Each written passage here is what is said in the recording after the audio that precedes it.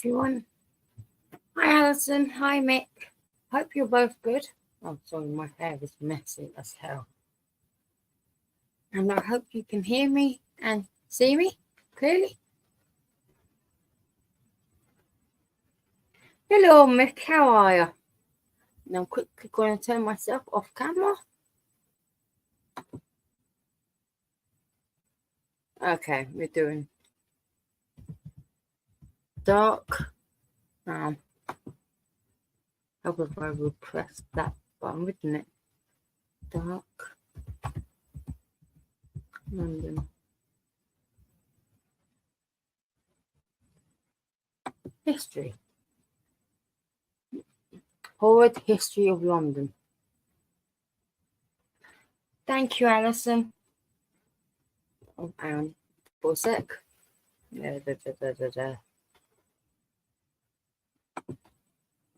At the moment, this is how I'm reading the comments, so I can focus properly on the screen, if that makes sense. Oh.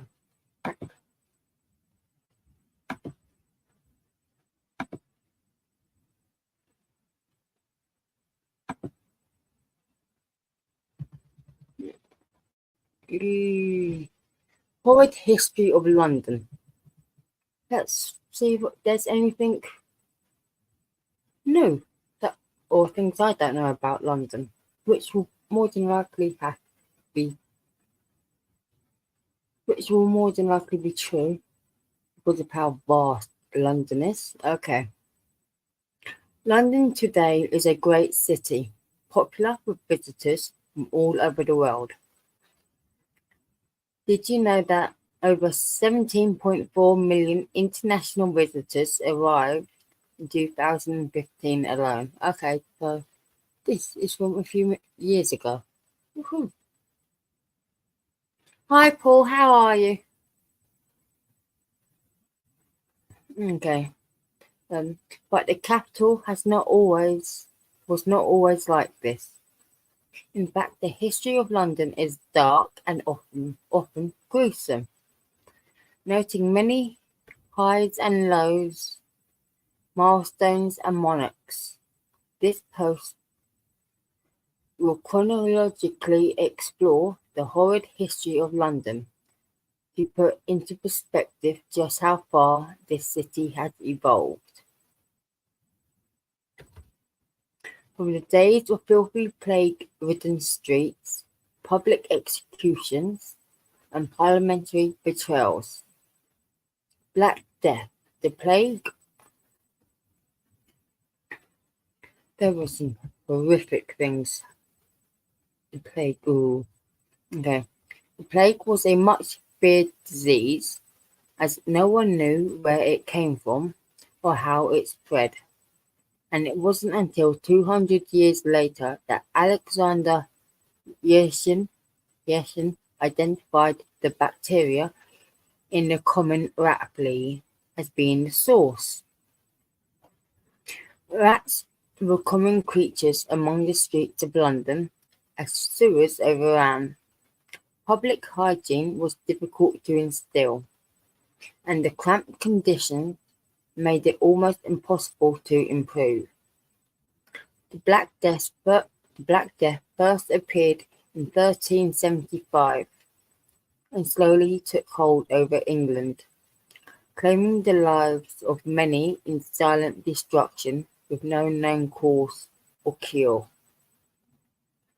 It was reported in 1563 that 1,000 people were dying in London each week.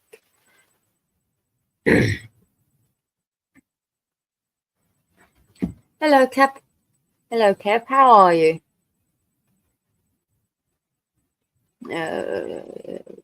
Claimed loves many silent destruction from no known cause or cure. Reported in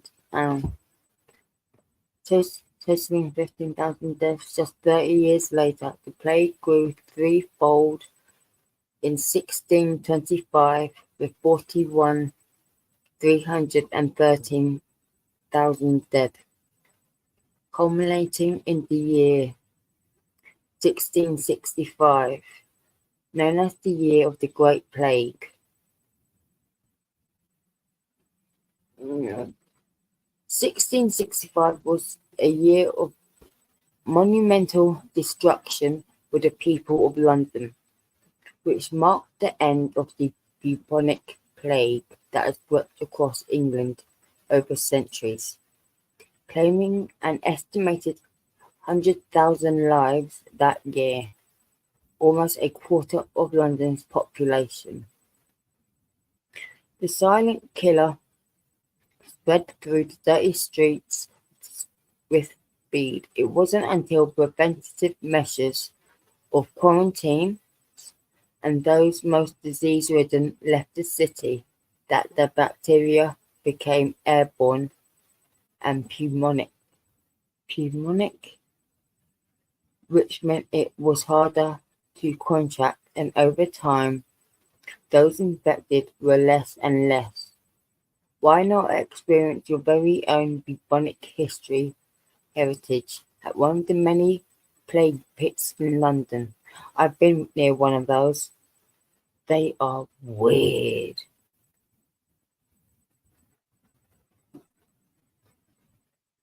They are weird, those plague pits.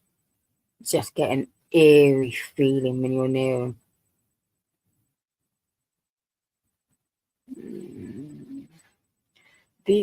These have turned into some popular meeting spots, such as Golden Square in Soho, and most famously Green Park.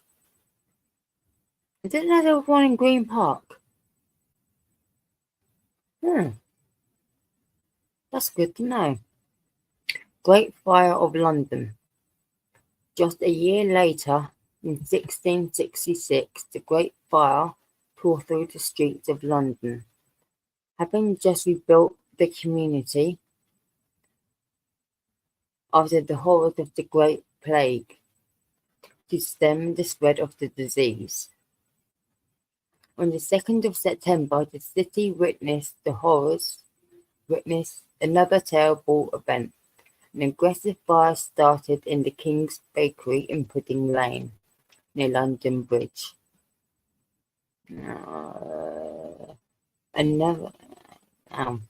I've just lost where I was, sorry.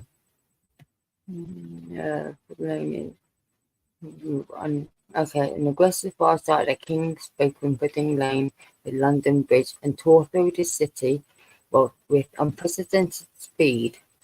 Although fires were a common occurrence during those days, it was due to the summer being particularly hot that the tinder on the wooden houses was especially dry and quick to catch.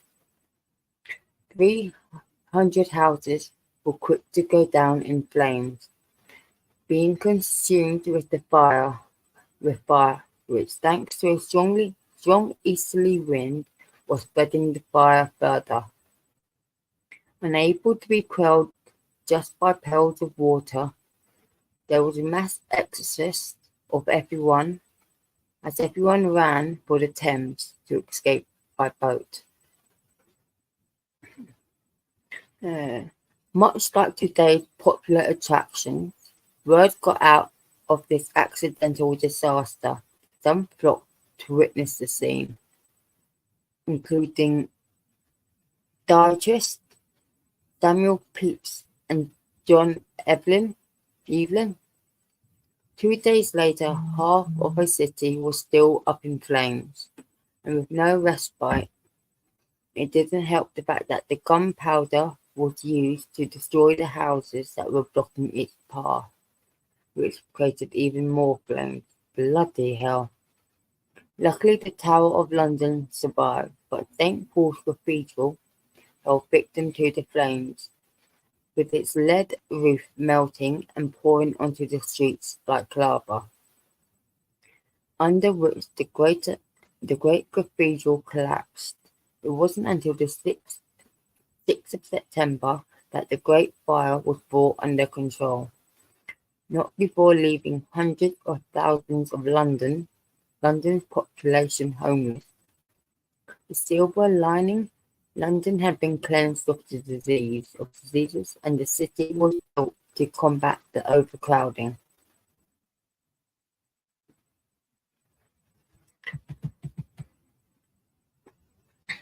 Okay, mothers ruling. Okay.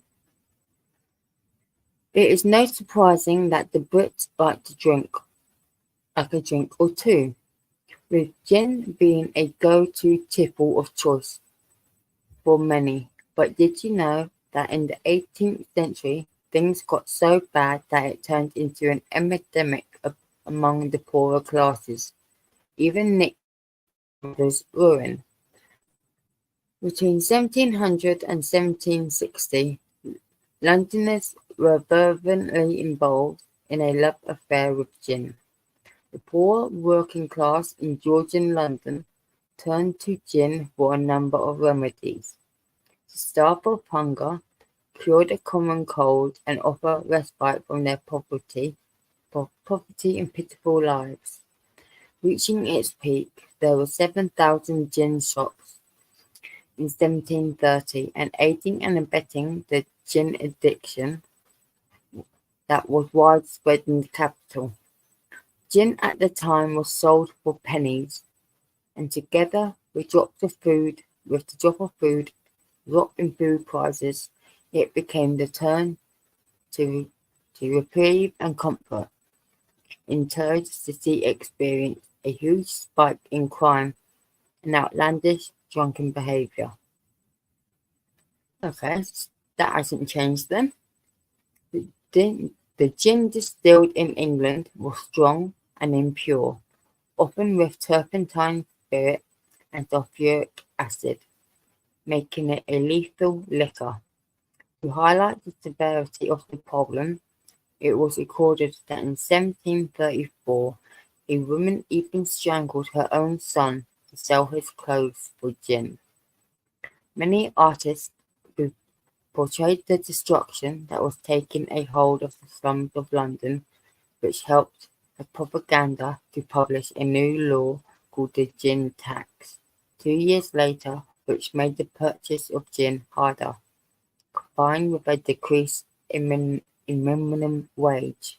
Ooh.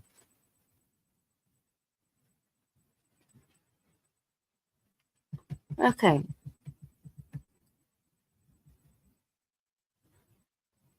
so they put a gin on tax, a gin tax. I did not know about that.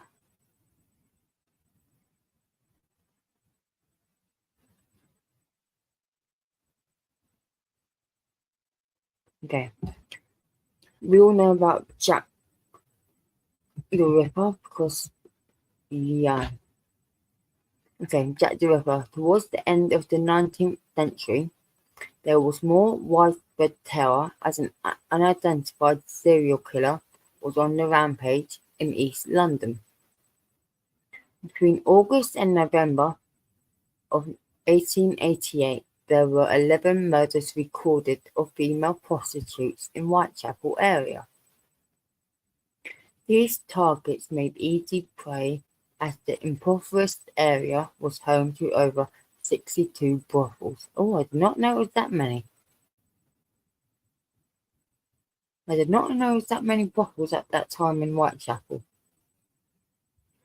7 over 1,200 women working as prostitutes.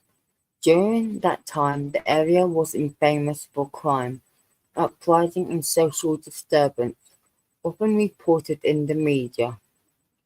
An estimated 11 women were attacked by Jack the Ripper in the most brutal way, dramatized in the papers as victims of a mysterious murderer.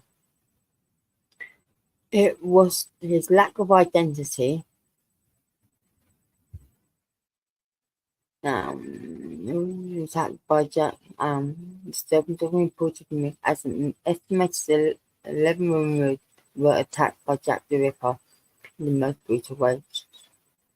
Dramatized in the paper as victims of mysterious murder, it was his lack of identity that was one of the more terrifying aspects, as well as the grotesque manner of murders, including deep throat slashes and abdominal mutilation, which led people to believe he was an educated medical man. Jack the Ripper was never caught, and his identity is one of the largest unsolved mysteries in history.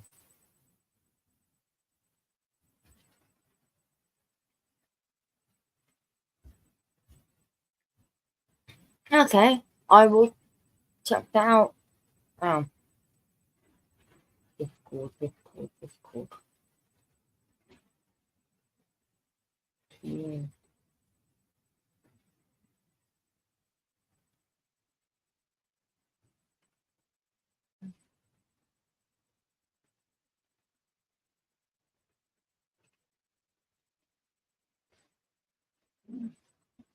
Mm.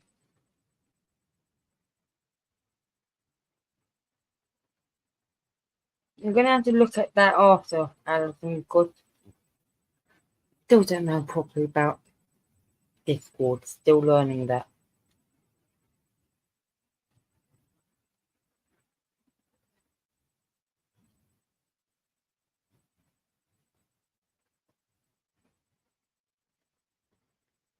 Yeah, I am a member of Lazarus one.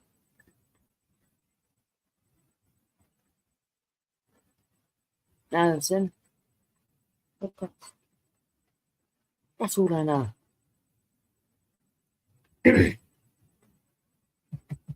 Okay, London execution. Yeah, at Hampstead Heath near me, there were a bunch of executions there at one point. This this year marks 500 years since the birth of Queen Mary, posthumously nicknamed Bloody Mary, owing to her penchant for Protestant executions.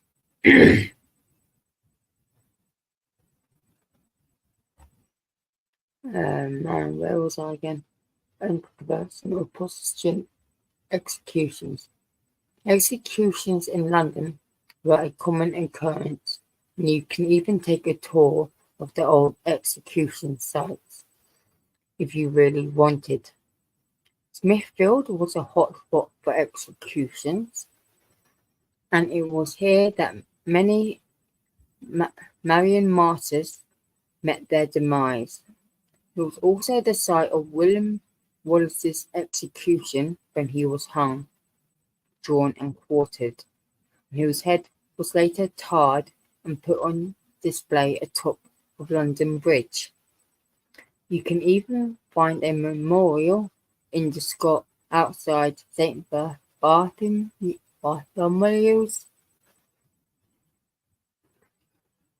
Church, Tyburn, a small village outside London, now where Marble Arches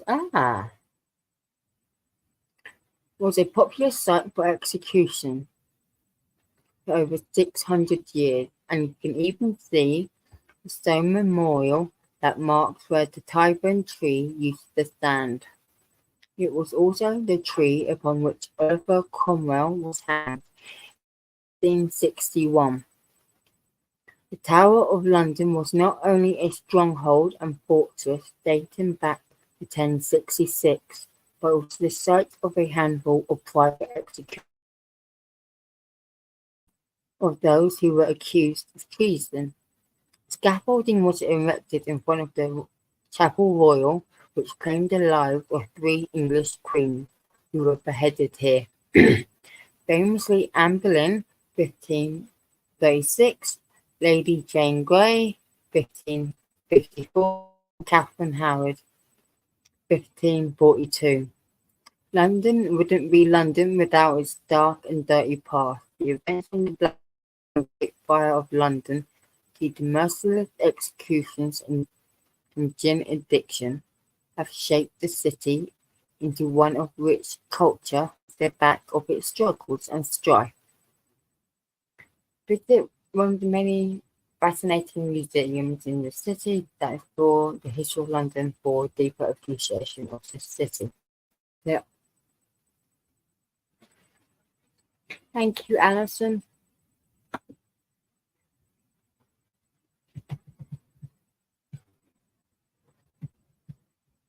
Secret London.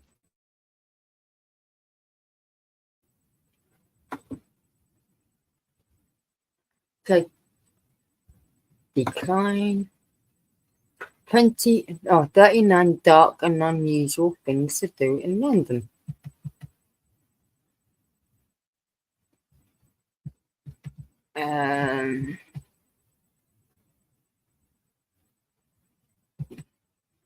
Okay. London has a long dark history. I guess that it's unavoidable in a city as old as London though. Still, this makes it pretty ideal dark tourism destination. It also means there is a lot of macabre and unusual things to do in London. We set out to see as many of the sites, monuments, and other hidden gems associated with London's dark history as possible. Hello, Hank. How are you?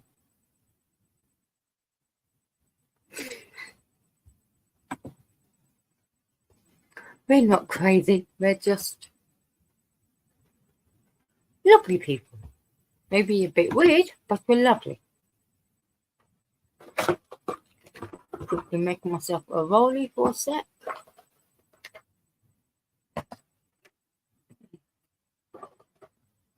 So sorry if you hear all that noise.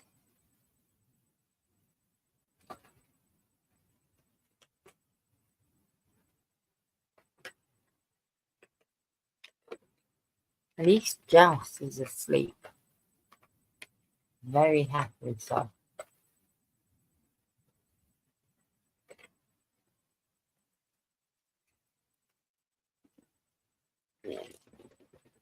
Okay. Yeah.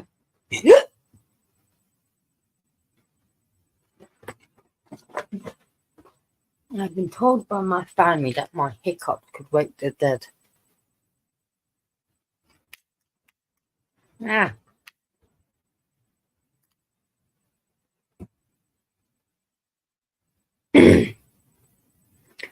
London is full of creepy activity, but it's huge, so it was super time consuming, but worth it to compile a list of our favourite scary, weird, and unusual hidden gems in London for dark tourists or anyone really. Yeah, yes, Kev, you can. I have no problem about that.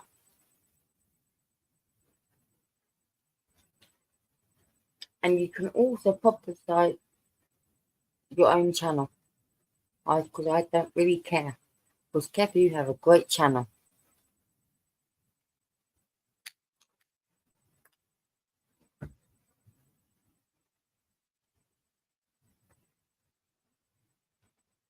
You're welcome, Kev.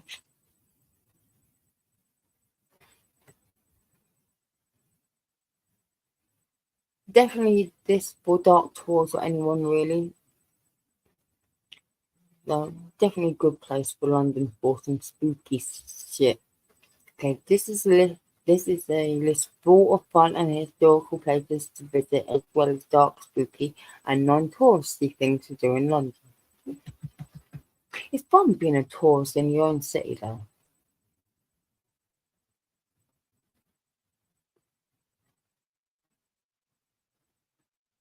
Or some history of some cities, no matter where you are, is fascinating and very disturbing.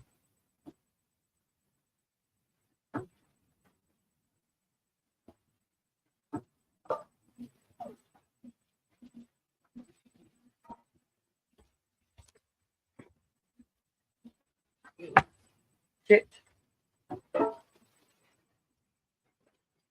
do not fall over.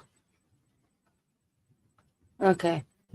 Since we know not everyone has time to see all there is to see in London during a short holiday or in a lifetime, if we're honest, we wanted to provide a list that showcased some of the best alternative dark tourism spots rather than reiterating the main ones.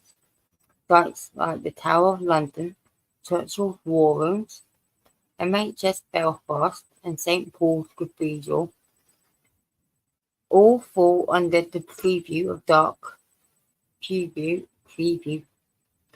tourism, and many of them are unique and different in their own way.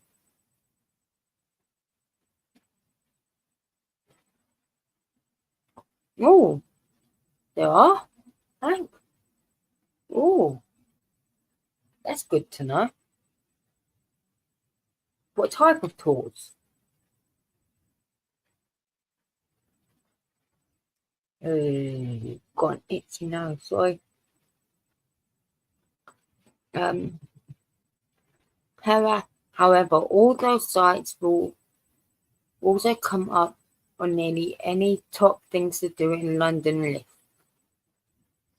alongside the most iconic London landmarks, so we don't want to include them here, since this is a list all about celebrating the dark and unusual places to visit in London. Thus below are our recommendations for those interested in being a dark tourist in the city, or for those merely interested in discovering some hidden gems while exploring London's darker history.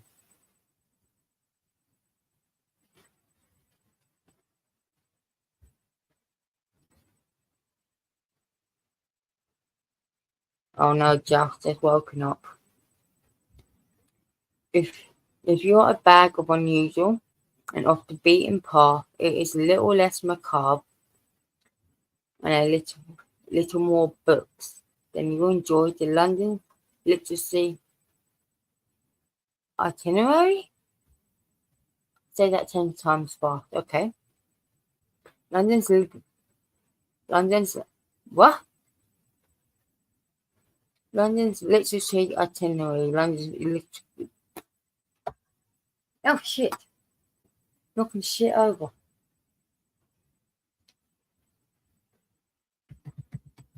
Oh yes, the Clink. That is a very interesting museum. From what I have gathered, I will definitely go there.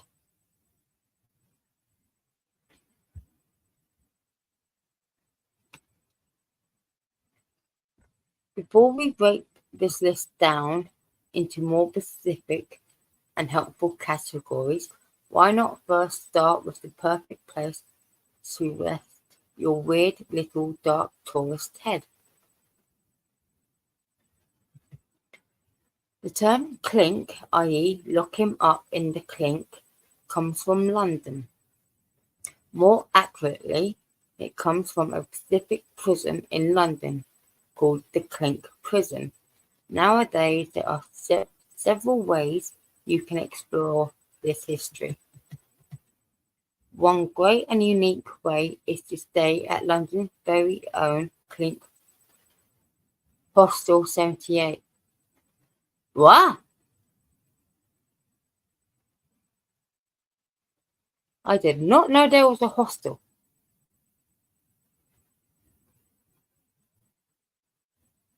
Would I actually stay there?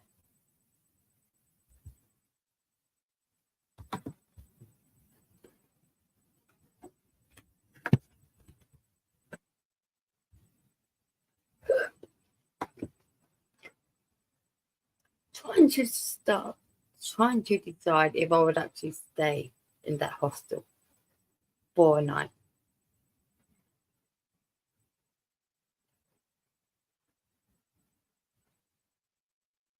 I think I would actually.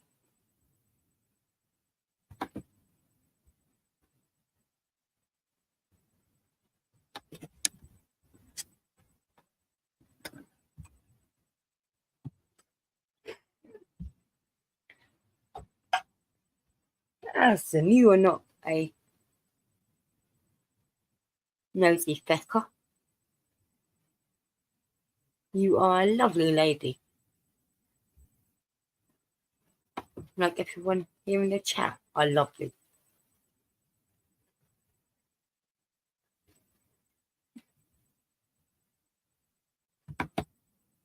Mm.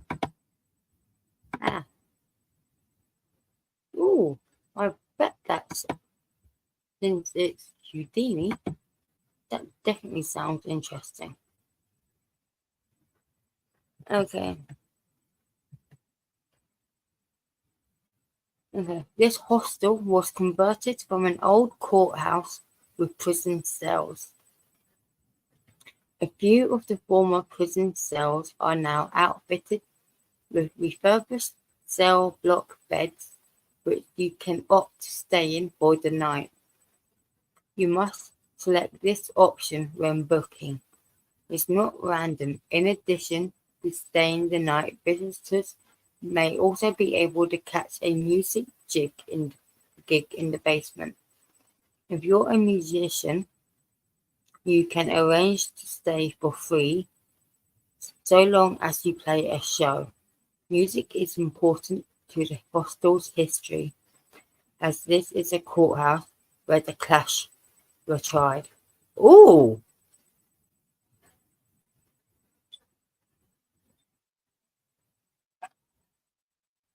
ooh.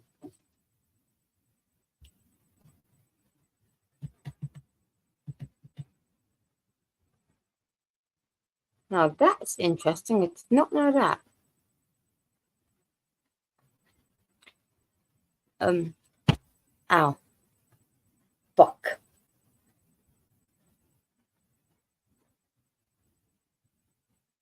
Okay. The, this place is a hostel, and seeing as they have live shows, not always the quietest one, but the vibe is pretty chill. The included breakfast is quite hearty, and it just so happens to be down the block from one of my favourite Vietnamese restaurants in London. Staying here is definitely one of the more unusual things to do in London, but make sure you stay at the Clink Hostel 78, not 26. They are run by the same people, but the second one is just a building and doesn't have prison cells. This goes for their location in Amersham and in Amsterdam as well. Okay. If that doesn't satisfy your curiosity, check out the Clink Museum, where the actual prison was. But just beware, it is quite theatrical, and a bit of a tourist trap. Still, you can see the medieval torture devices and heads on sticks, but be sure to get a photo of yourself behind bars. Ooh,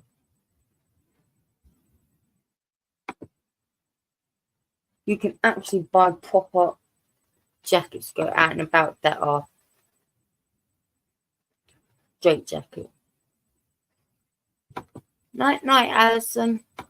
Sleep tight, and that's okay. I'll chat with you tomorrow. I don't know why I'm waving because you can't see me because I'm not on camera.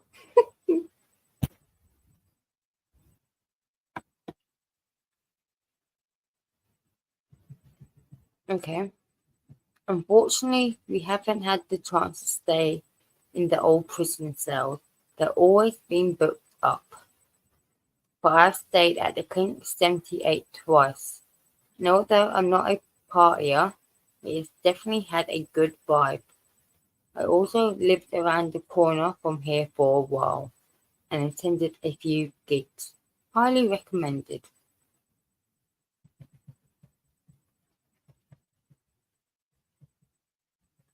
Hmm. Not your thing if the clink. If the clink just isn't your cup of tea, we have a few other recommendations for where to stay for budget to high end.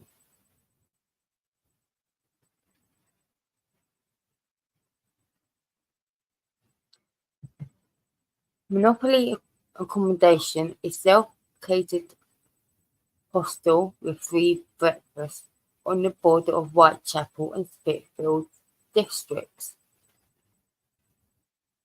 We had a great stay here. The beds were comfy and the hosts were quite friendly. If you stay in Whitechapel, will be surrounded by dark history from Jack the Ripper to the Cray twins. The original Bedlam Hospital was even in this neighborhood. Plus, within 5 minutes, the Spitfields Market, Shoreditch. Some brilliant street art that way. And Brick Lane. Try to ask for a top floor room as they are by far the best, okay? The Barnaby Badger Backpackers. This place surprised me. Honestly, when we booked this hostel last minute before heading to Morocco, I thought I was going to hate every second. The name just screams party hostel, and maybe it is, but up on the top floor, sleeping on one of the comfiest mattresses I've ever lain on, I didn't hear a thing. I can't speak for the comfiness of the dorms, but our double bed was immense. Also, their Wi-Fi speeds are amazing. Oh, and there's 2 dogs. The Kensington Prime is a higher-end hotel. Okay, maybe mid-range, but we're not rich and London is expensive, you're telling me. The rooms are small but incredibly comfy. Great location if you like the Kensington area and come with a free breakfast if you want top end without breaking the bank. We recommend. Okay. Reading different things to do in London, food and drink. Ooh, is this going to have to go to the pub? I think it is. Visiting a pub might not seem like one of the most unusual things to do in London. After all, it's a part of the culture, right? Yep. But London pubs are full of history. When so many of them are hundreds of years old, they kind of can't help it. But you can find any type of dark history in London's pubs, from bare-knuckle fighting and cholera outbreaks to Jack the Ripper and London's gangsters scene, and of course, ghosts.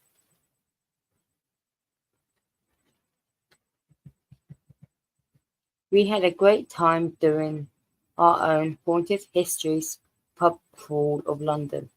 You can find out about all of London's pubs with killer histories in our post. However, I will talk about my favourite just to whet your appetite.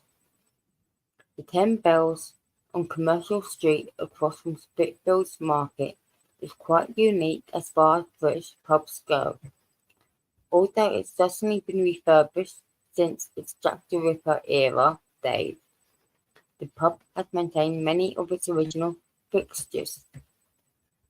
It's also not designed like any other British pub I've been in, making it one of the most unusual places to visit in London for a drink. There are a few seats and booths around the edge of the first floor, but most of the area is standing area. Don't get me wrong, there's standing area in most pubs, but it does look very distinct inside the 10 Bells.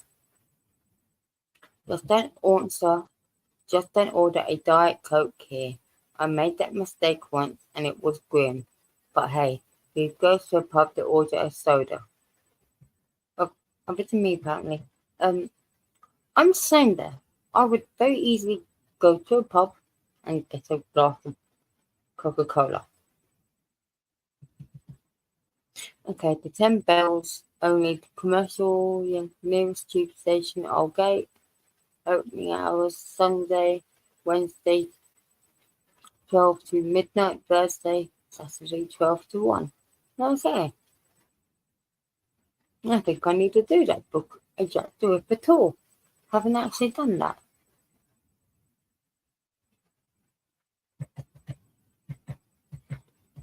Haunted pubs in Norwich. Okay.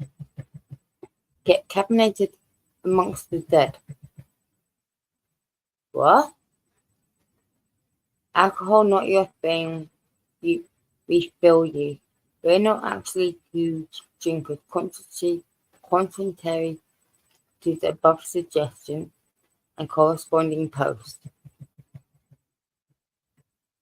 Oh, shit, best that I put my phone for a second.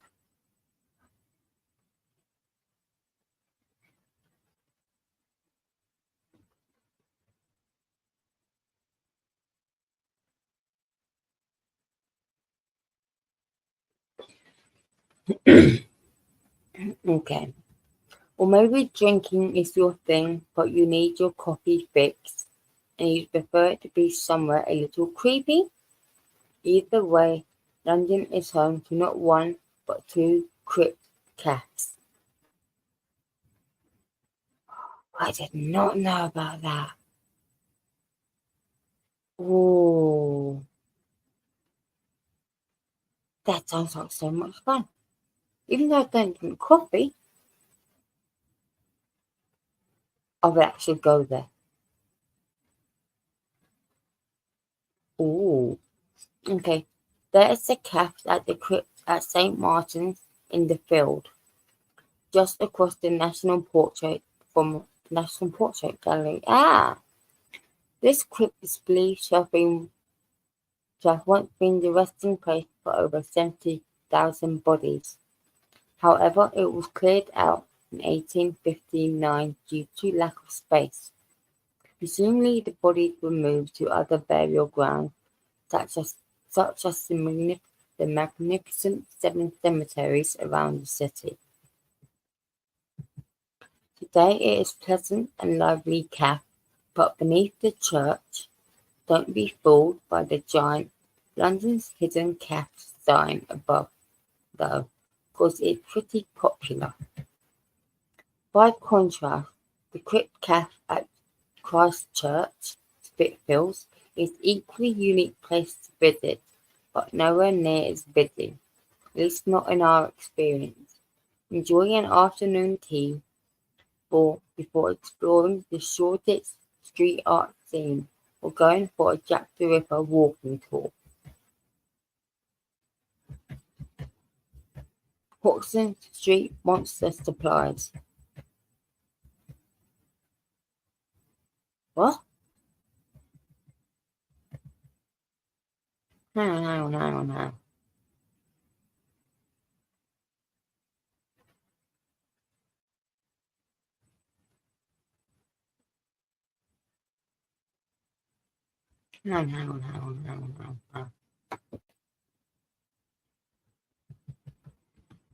The Hoxton Street Monster Supplies. Okay. I fell in love with this quirky little shop before ever stepping foot in it.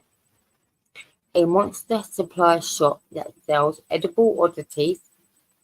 Ooh, like a vague sense of unease. Boiled candies and a poem, and werewolf biscuits, clotted cream, shortbread. Yes, please. Oh, definitely.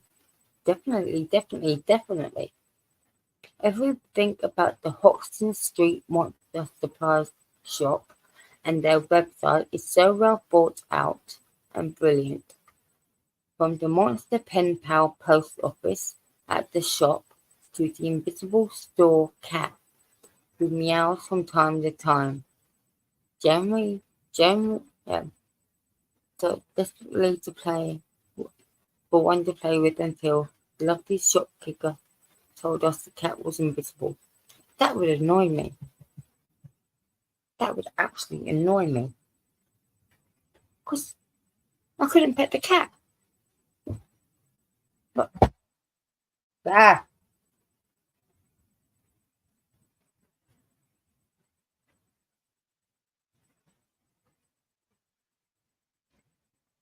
this is annoying.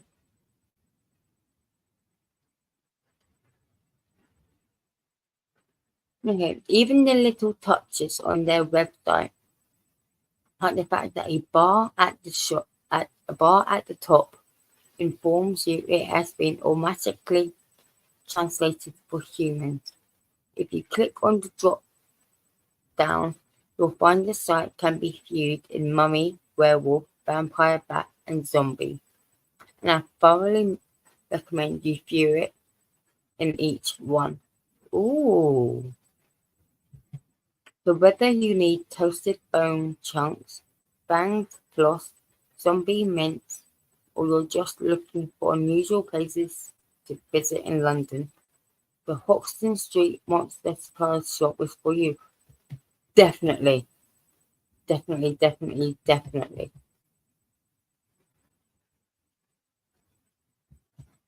I don't think I've been to that area of London.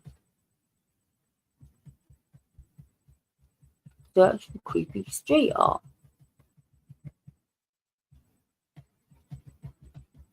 I like that I'm actually learning some things about my own city here. But it's always good to learn about your own area.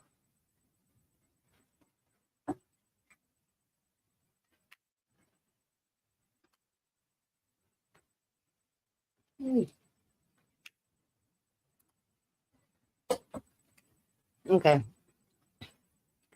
this one is search for creepy street art. Now it might come as a bit of a surprise that we're including street art on here. Nope, doesn't surprise me. However, we saw some seriously spooky pieces. Granted, some went up just for Halloween, but others were more permanent fixtures. Not only in London's street art scene, epic, but many of the more prolific neighbourhoods, such as Shoreditch, Brixton and Camden, are some of the most unique and quirky parts of the city.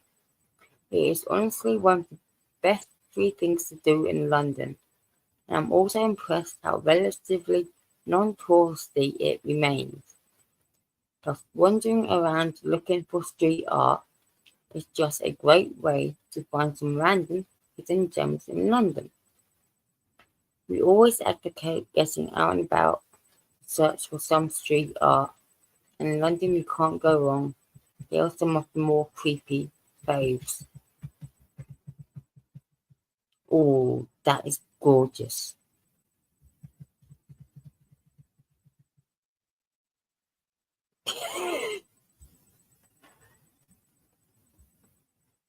Oh my,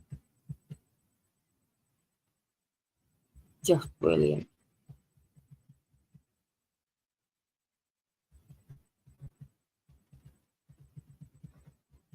Indulge in a dark tourism themed walking tour.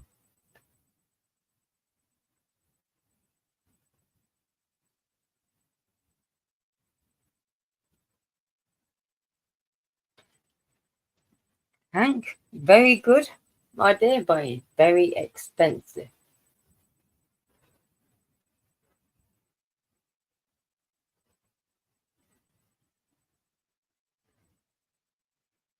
Um,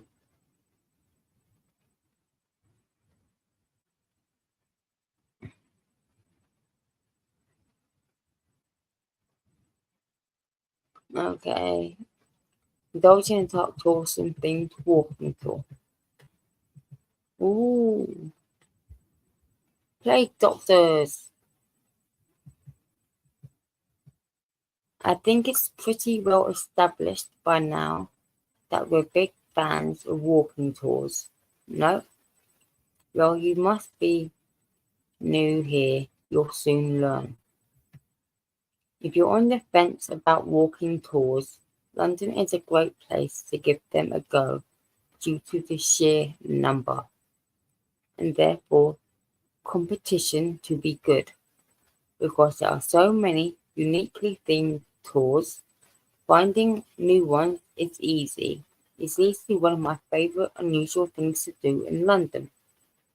The tours available range from Harry Potter sites to food tours to street art to all manner of the macabre. Yeah, they did? Right. Oh, how fun was that? Because I've always wondered. But it must be a lot of hard work at the same time to run a tavern restaurant.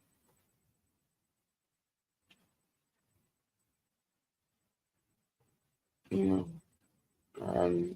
bacon. Well, here are list. I can assume that you're at least mildly interested in the last category, in which case, here are a few darker themed London walking tours. Have a picnic and reflect at St Dunstan's in the east. What?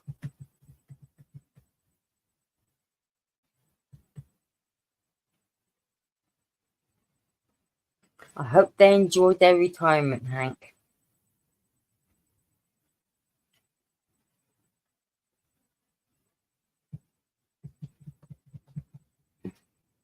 Have a picnic and reflect at St Dunstan's in the east. I would actually go do that with my sister.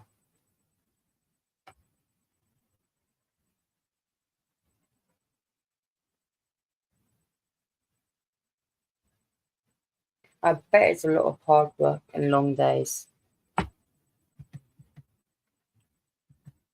Because there'd be obviously so much to do with setting it up. And the cleaning, oh my. Okay. Poor St Dunstan's in the east, this church was nearly destroyed during the Great Fire of 1666. It took over 150 years before it was rebuilt and reopened. Then tragically, the church was once again destroyed during the Blitz bombings of World War II. This time around, the city decided against rebuilding it. Now it stands as a testament to what the city suffered through. Still, it's awfully pretty, if not hauntingly so. Although visitors can see straight through the now hollowed-out church, its skeletal remains are shrouded in foliage, truly showing there can be beauty from destruction. Nowadays it's a popular spot for businessmen and women on their lunch breaks. Families often picnic here, but few realize that St Dunstan's in the east has an even darker history. Like most churches in London, St Dunstan's in the east donated land for burials during the plague.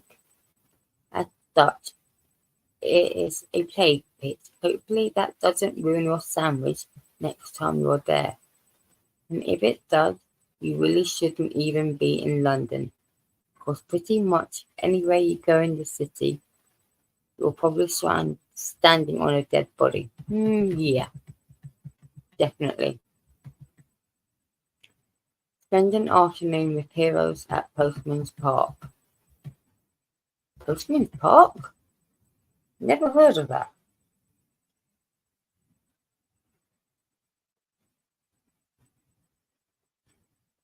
Hank, I'm not a religious person either, but I agree the architecture of the old churches and cathedrals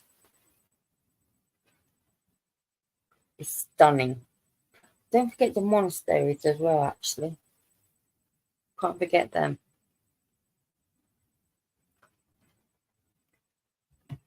I've never heard of Postman's Park. Just behind St. Bart's and around the corner from St. Paul's Cathedral lies a small, inconspicuous little park, and its name is Postman's Park. You may have even passed by without realizing just how special its green space is. If you're looking for a relaxing and non-touristy thing to do in London for macabre tourists, you can't go wrong with a stroll through Postman's Park. It is one of the remaining hidden gems in London. Yeah, obviously I've never heard of it. The park was initially opened in 1880 and in 1990, painter George Frederick Watts erected the memorial to heroic self-sacrifice installation. Watts created the memorial to honor the everyday men and women who died saving the lives of others. There are 62 memorials in total, and it is reported that Watt's wife said each one took months, sometimes years, for her husband to research. It has been theorized by some that the earliest documented memorial plaque, that of Sarah Smith, who died in 1863, might have been friends with the Watts family. Sarah Smith, pantomime artist at Princess Theatre, died of terrible injuries received when attempting in her inflammable dress to extinguish the flames which had enveloped her companion. January 24, 1863. The youngest listed is that of 8-year-old Henry Bristow, who similarly died by ripping off the flaming clothing of his little sister, but himself caught fire. You can find out even more about Sarah and Henry, as well as all their heroes, memorialized at Postman's Park in this book. If this park looks familiar, it's because it is featured in 2004 Natalie Portman's film Closer.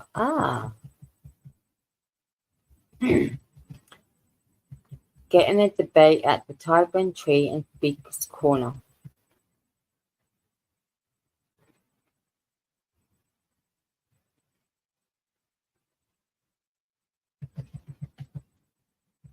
Ooh. This really is for those invested in dark tourism sites, not because it's full of severed heads or horrific paintings, because it will only mean something to hardcore dark tourists, since today little remains. The histories of the Tyburn Tree and Speaker's Corner, however, are quite gruesome. Yep, Speaker's Corner definitely. Tyburn used to be a village in Middlesex, near present-day Marble Arch in London. For most of its history, Tyburn was the execution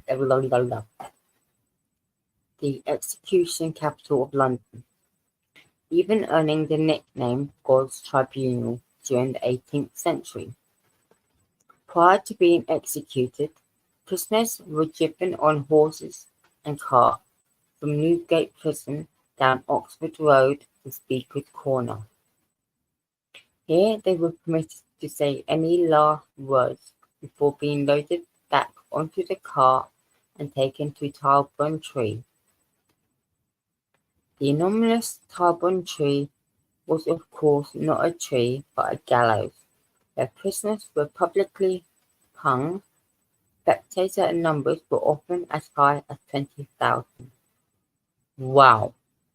Why would you just go to watch someone being executed? It makes no sense.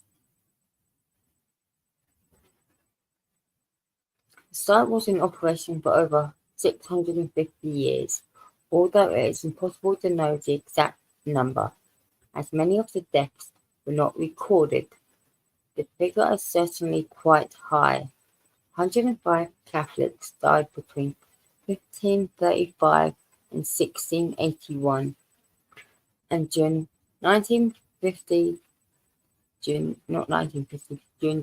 1570s, 1704, 704 felon executions were recorded.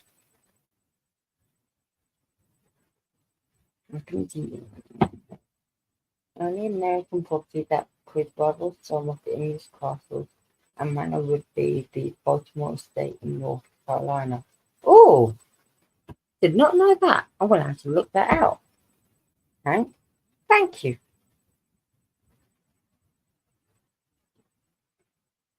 Oh.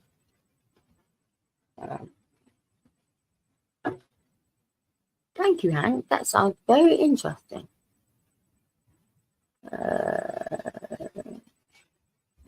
Although it's impossible to know the exact numbers, many of the deaths were not recorded. Yeah.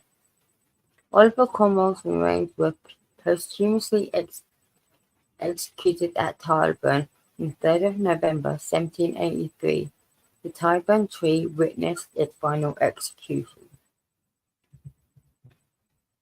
Public debates and protests often still occur at Speaker's Corner in Hyde Park.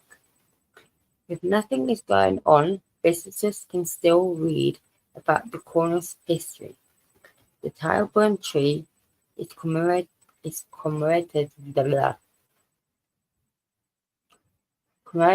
by a plaque and 3 trees on the floor of a traffic island. The Tyburn tree plaque is located at the junction of today's Edgware Road, Bayswater Road and Oxford Street.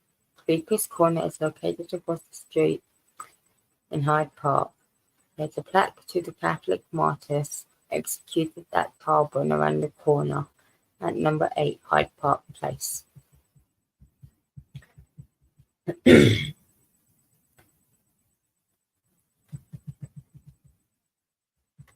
Scary and unusual places to visit in London, graveyards and tombstones. Get lost wandering around the Magnificent Seven. Some of these cemeteries are so old. It's unbelievable.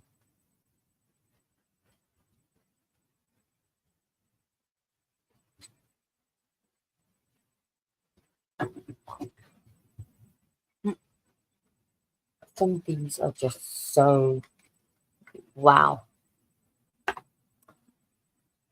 Call me weird, but I've always loved a good cemetery. There's nothing wrong with them. They're relaxing places. I find them quite humbling, and they are certainly one of the most macabre, non-touristy things to do in London. In case you're unaware, there are a lot of dead people buried under London. Yes, there are, like there are in most places in the world. For hundreds of years, the dead were buried in small parish churchyards outside of the city. These parishes quickly became overcrowded, leading to numerous health crises. Most notably, rotting remains polluted the water supply and caused outbreaks of disease such as cholera.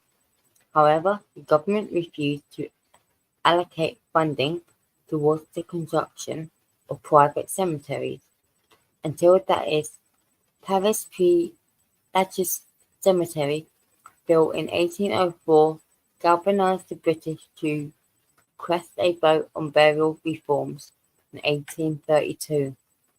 London's first privately owned cemetery, Kensal Green, was built. Kensal Green is a beautiful cemetery. It is a beautiful cemetery. Creepy, but beautiful. And that is actually where my dad is buried as well. It's in Kensal Green. Okay. Over the next 9 years, 6 more urban cemeteries were built around London. Together, these became the Magnificent Seven.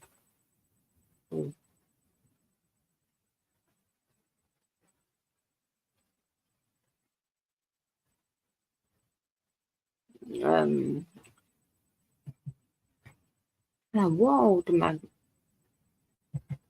are they say all 7, but I can't name them off the top of my head. Yeah, Highgate would have to be on that list, actually. To be honest, unless you have a significant amount of time in London, you're unlikely to have time to see all seven. If you do have time, each has its own vibe and architecture. They were, after all, designed by famous architects of the age.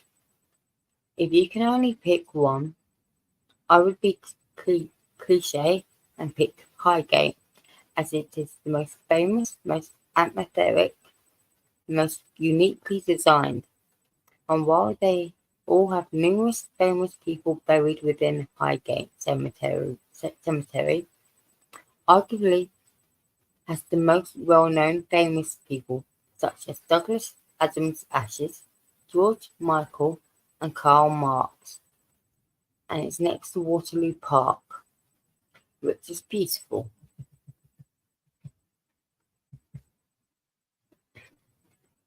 Location Swans Lane, Highgate. Opening hours and the house. Highgate Cemetery East costs £4, includes a map, or £8 for a guided tour.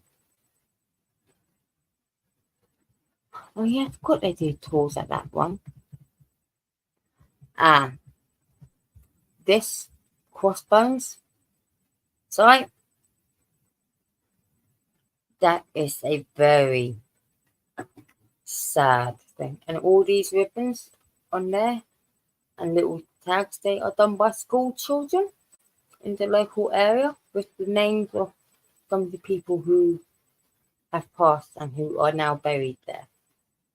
Some aren't even buried, they're just left a mass grave, essentially.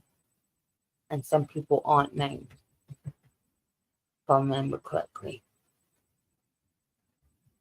If you truly want to see a less touristed side of London while still being in the heart of the city, head to the Crossbones Garden. At least in my experience, there is almost never anyone here, and that is a damn shame, because this memorial park is really beautiful and peaceful. Easily one of the best hidden gems in London. Agreed. The Crossbones Graveyard was originally established as a graveyard for some of London's poorest residents in one of the most horrific slums, Southwark. Southwark is now, if I remember correctly, quite a posh area, I think. Then again, I don't normally go that far out into London, that area of London.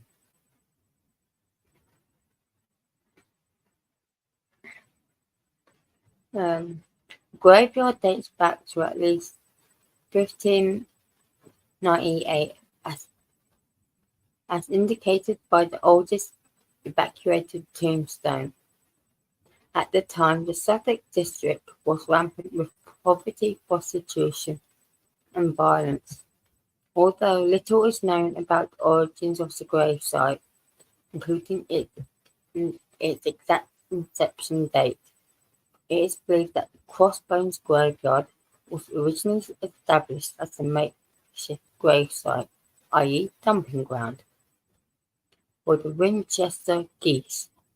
The Winchester geese were prostitutes, and you would have these little signs that you would see all over the place that were little geese. I have to show you one of the plaques. Hang on.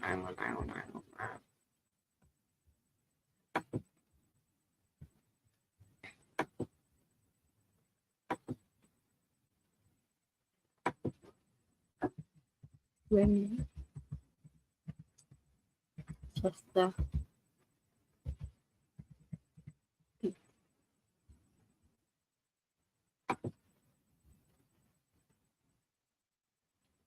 Yeah.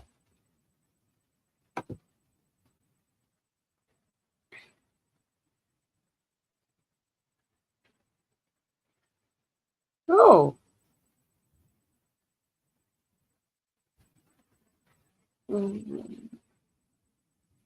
Clear Vanderbilt was a railroad magnate in early American history. Oh,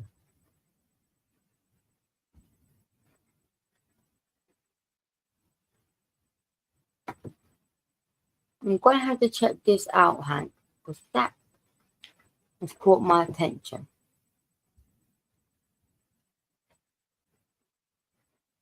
Where's my notebook?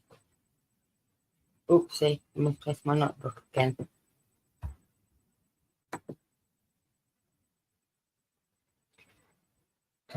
The Winchester Geese were the local Southwood prostitutes, called such as they were licensed by the Bishop of Winchester to work within the Liberty of the Clink. The Liberty of the Clink was an area of London that lies outside of the City of London's jurisdiction. As such, it was not held to the same laws, and many illicit activities illegal elsewhere with London were legal in the Liberty of the Clink district, such as bear baiting. However, whether or not it started as a grave site for only the Winchester Geese, by 1769 it was used by the whole district as a burial site for the poorest among them. In 1992, the Museum of London Archaeological Service unearthed 148 graves on the site. It was discovered that more than a third of the skeletal remains were pinnacle or less than a year old. Oh my. Now the graveyard is a peaceful memorial garden and one of my favourite unusual places to visit in London.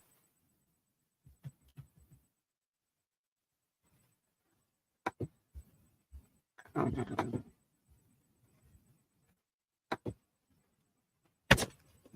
I done a walking tour and it took me to that area, to the Crossbones. When they were doing it, damn, can't remember the full story, but they were having to do a bit of digging there for some reason, and there was an awful lot of bodies in like a 1 meter space, 1 meter square space. That is an awful lot of bodies. I was quite shocked.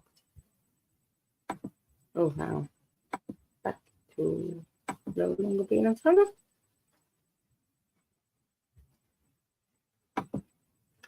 Tomb of the Unknown London Girl. To the spirit of the dead, the unknown young girl from Roman London lies buried here.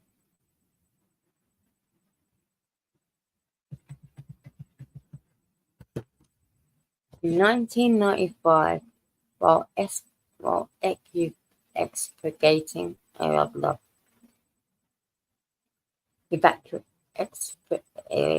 excavating the land that would soon become 30 St. Mary's Avenue, also known as the Chenkin. Oh, the Gherkin. Archaeologists made an unusual discovery, a skeleton. It was concluded that it belonged to a young girl between 13 to 17 years of age, thanks in part to pottery that was also discovered near her body. We were able to date her body back to Roman times and guess she died between 350 to 400 AD. Yay! The skeletal remains were kept safe throughout the construction of the Gherkin.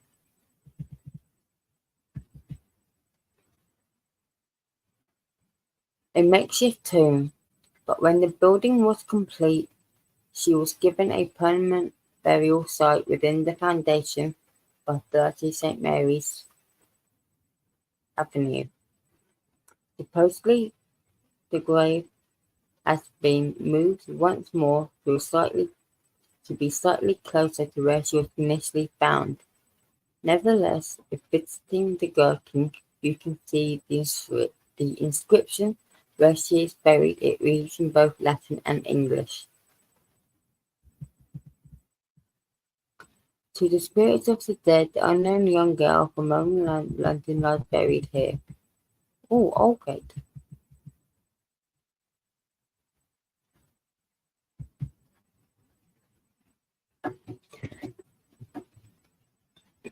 Okay, even more bodies. The unknown London Roman girl is not the only Roman body to be excavated from beneath the city, as more and more is built or rebuilt. The archaeologists, well, the archaeologists keep discovering hidden remains. In 1990s, evacuations at Spitfield Market unearthed a rather large section of a Roman cemetery, including a mostly intact sarcophagus of a woman. This cemetery would have sat just outside of Londinium, a Roman settlement established in 43 AD, which is now the City of London. Even more recently, in 2006, a Roman man in a sarcophagus was discovered during an archaeological dig for St. Martin's in the Fields. Yes, the one with a quick cap number 2.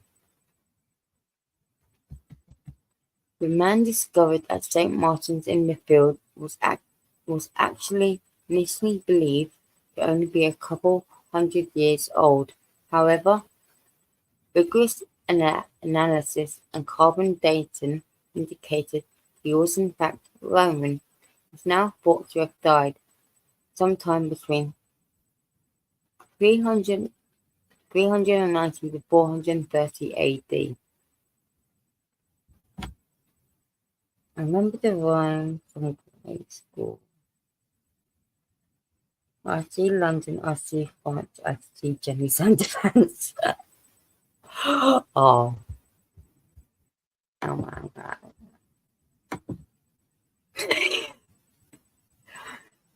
Oh.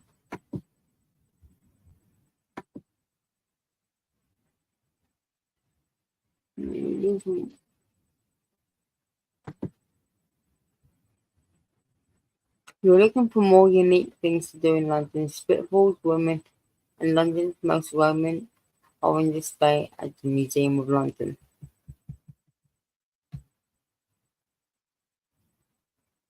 Hi JP, how are you?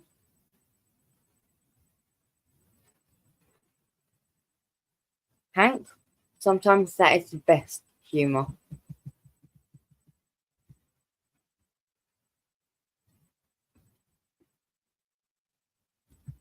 The Hardy Tree. Oh, I've been near that. That is beautiful but very creepy.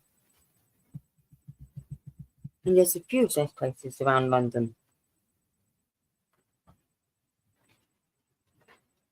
I need another rollie for a sec before I go back to reading about the Hardy Tree.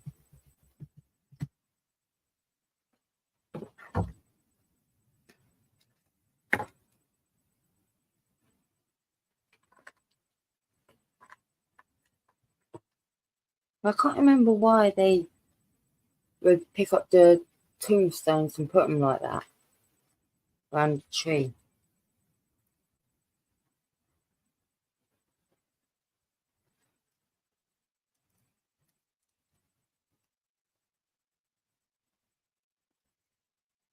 Yes, Hank, and what type of tours can you let me know?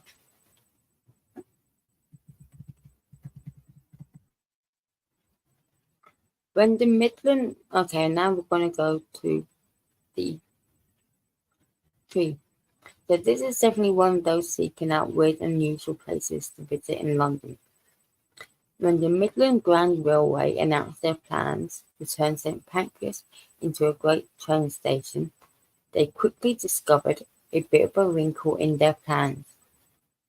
See, at the time, the main reason anyone came to this area was that St. Pancras Church and Cemetery. The owner of the railway did not like the idea that his passengers would alight the train only to be greeted by the dead. At the time, the cemetery held over 88,000 bodies. To add to the issue, the St. Pancras Cemetery was also rife with grave robbery and body snatchers. It was kind of the main site in the city for it at the first half of the 19th century. Charles Dickens even has one of his characters, Jeremy Crutcher, bring his son to the cemetery for a bit of fishing in A Tale of Two Cities. Just so we're on the same page, fishing is 100% body snatching. I'm good, JB. I'm having a good day. Are you having a good day? I don't know why my pitch keeps changing.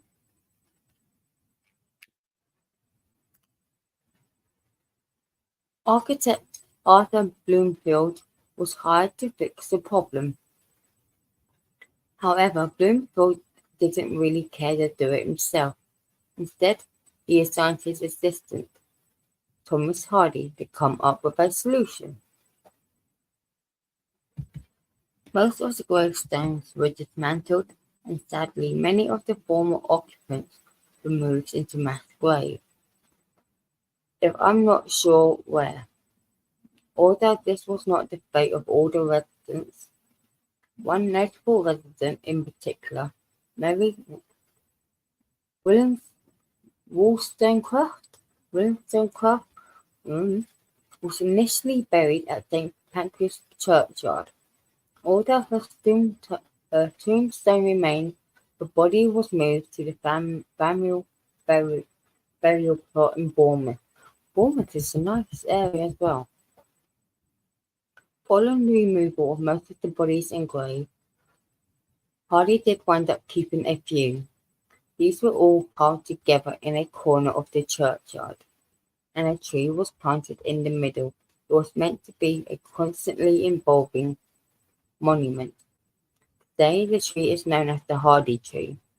It still sits in the cemetery of St. Pancras Old Church, and is one of the best hidden gems in London.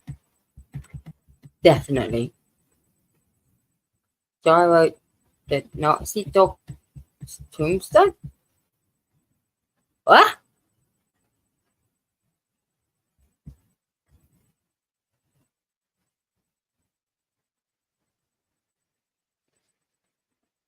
There's a legend.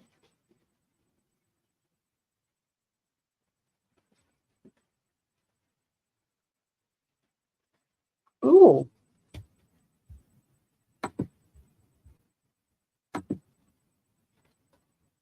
That is interesting, Hank.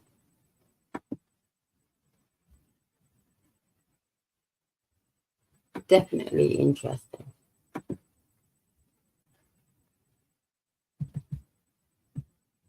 One of the most unusual places to visit in London, if you can manage to find it, is the gravestone of a dog named Gero. Gero belonged to the German ambassador of Britain, Leopold van Husch. Husch and Gero moved to London in 1932. Sadly, after only 2 years in his new home, Gero chewed through a cable in the garden and died by electrocution. Heartbroken, Husch had a full gravestone made for his beloved dog, whom he buried in the backyard. The inscription on the gravestone reads, Gero in ein Tullibet Blanken, a faithful companion, London in February 1934. Husch's gravestone no longer rests in its original spot, as it was dug up for additional parking It is believed that a member of the construction crew saved the tombstone as he was unable to see it destroyed and placed it where it lies today, just outside of Portchester Old London home. Although he is referred to as Gero, I keep pronouncing this dog's name multiple different ways.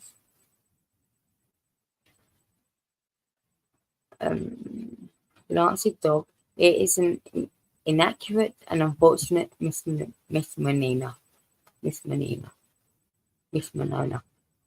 Boshi was a representative of the Weimar Republic, but has switched to belonging to the Nazi Party, the ruling party by default, when they took over. However, it seems unlikely he actually shared the beliefs of the Third Reich. In fact, although he was well loved in Britain, not a single member of the Nazi Party attended his funeral in Germany when he died, soon after Gero, in 1936. Also, as far as we know, dogs don't have political ideologies. If you want something truly unique to do in London, come pay your respects to Gero, a faithful companion. Okay. Charing Cross.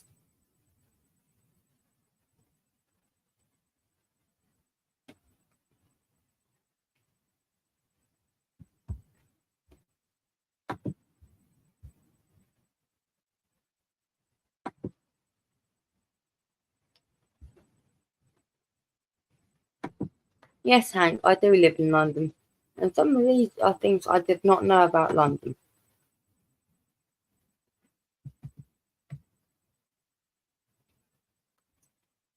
Monuments and memorials. Did where the Great Fire of London started and ended Pudding Lane. The Great Fire of London raged for only 5 days. September 2nd, 1666, September 5th is 1666, but it devastated the city, destroying the homes of 70,000 Londoners, 80,000 residents. Although the official death count is only 6, it is believed to be much higher. There are 2 main reasons for this. 1, losses amongst the poor and middle class probably went unrecorded, and 2, the fire likely incinerated many people, leaving behind no bones to count. Yeah, because according to some books I read about the Great Fire of London, it was hot enough to melt stone. And to melt stone, that takes an awful lot of heat.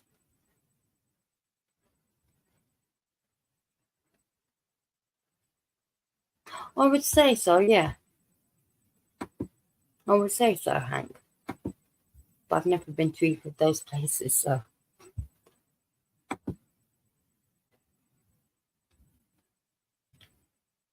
But London is a big city.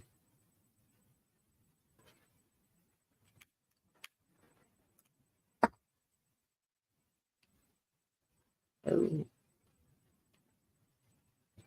However, the fire was also thought to be a blessing in disguise. It is believed to have eradicated the plague, although this fact is disputed.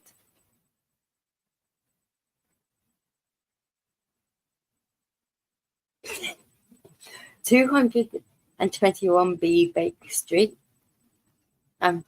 Sorry to inform you, that is not real. 221 Baker Street does not exist, unfortunately. Shame, because that's where Sherlock Holmes should be.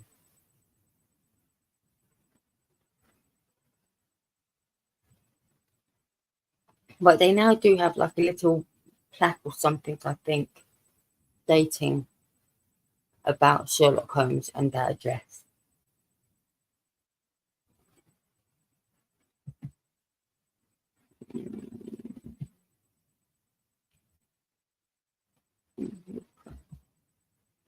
Regardless, it's irrefutable that the Great Fire of London was horrific. For those interested in this aspect of city's history, there are 3 sites to visit.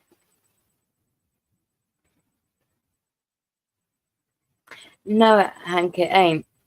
The author, he just made Baker Street is Wall Street, but 221B isn't. Well, Hank, well, a lot of people, including some family members, they thought 221B was real as well. And then they watched something about the author of it, but I can't remember who the author is. And it came out during that.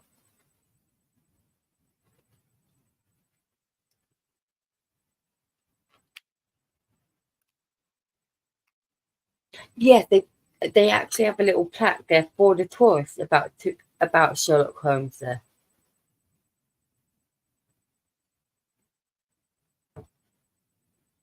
What was it?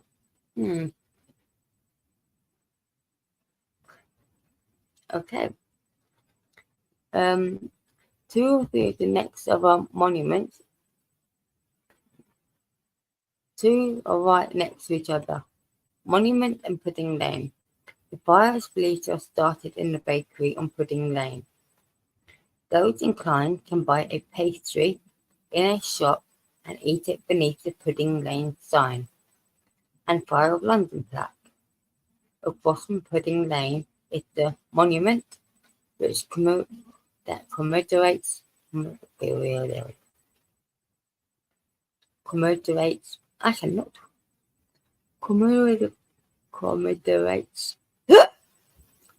everything lost during the fire. You may be wondering why the monument is not at the incendiary spot where the fire started due to building restrictions. This was not possible, however. It is laid on its side. The monument reaches to the exact spot on Pudding Lane. Yeah, Poirot is classic. And so Sherlock Holmes. Have you watched the TV series Poirot? Because in the TV series Poirot, the actor David Suchet, I know more than I can butcher that name wrong. He played him every time. So that when you think of Poirot, of all lots of English people, that is who comes up is David Suchet. If you haven't watched the TV series, that's good. That is a brilliant TV show. Okay, yeah. The views on the top are some of the very best views of London. Yeah, definitely some views of London from higher up. Yes, that's it. Thank you. But also for Sherlock Holmes, you have for quite a few people now. You have oh no, what's this called? Benedict Cumberbatch. Okay. The first stop associated with the Great Fire is a home in Cloth Fair, across from St. Bartholomew's Church, another one of London's hidden gems. The Cloth Fair home is not an official site, but can see the exact spot the fire stopped at due to the dramatic shift in architecture. It is someone's house, so please be respectful.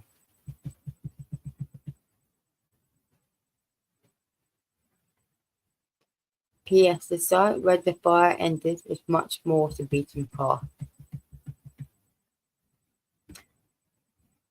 Yeah, and from Hampstead Heath, when the Great Fire of London was happening, you could actually watch it from Hampstead Heath because people went there for safety and they just watched London burn. Oh, William Wallace Memorial. One way to piss off a Scottish person is to call them English. Never call a Scottish person English. They get very annoyed. Okay, I'm sure you've heard of William Wallace, the Scottish freedom fighter. Yeah, the one Mel Gibson portrayed in Braveheart. Oh my. They really should have got someone else to play William Wallace instead of Mel Gibson. Because he cannot do the accent, and the accent is important. Okay. But what you might not remember or realise is that he was actually executed in London, and visiting his grave is one of the most unusual things to do in London. I didn't even know he was buried in London. Most of he's buried in Scotland. Hmm.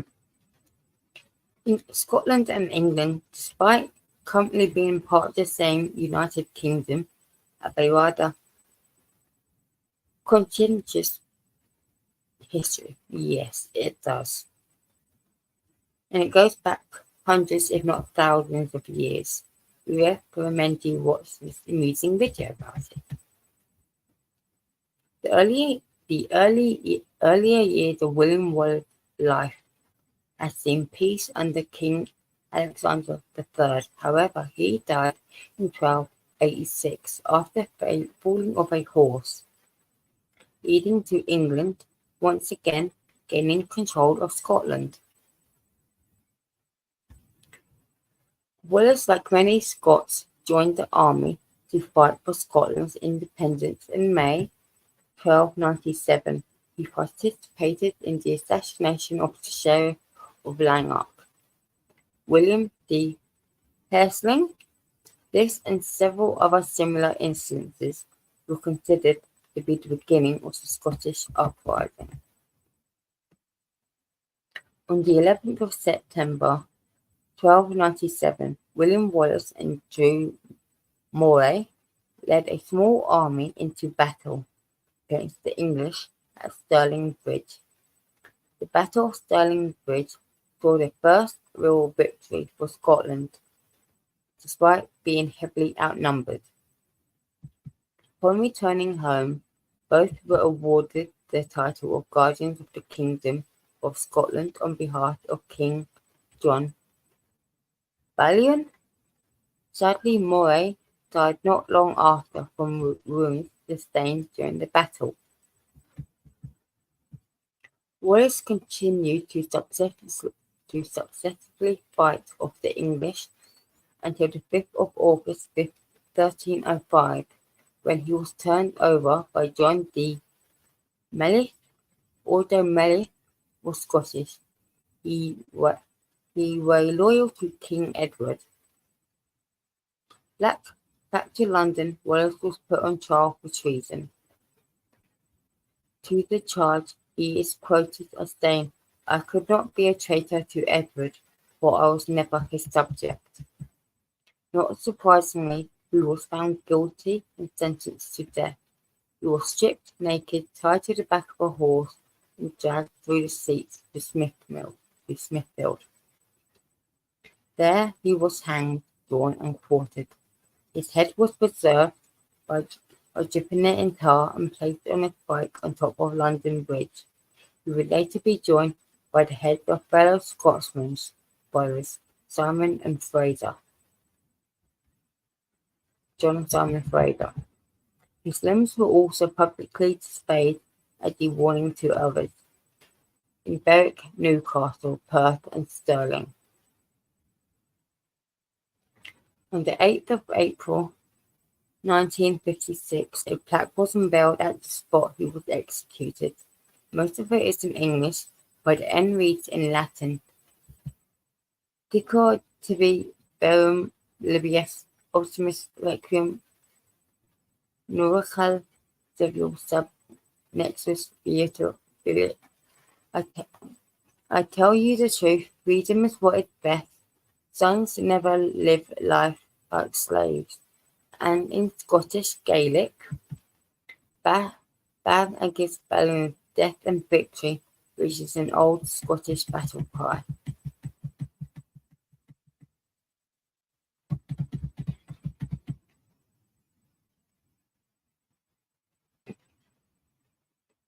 The Violet Society and SMS.O.E monument.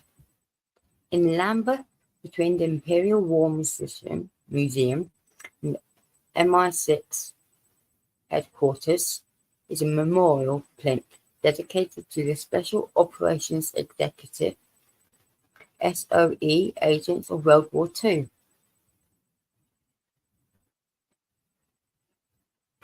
Yes, no, definitely did.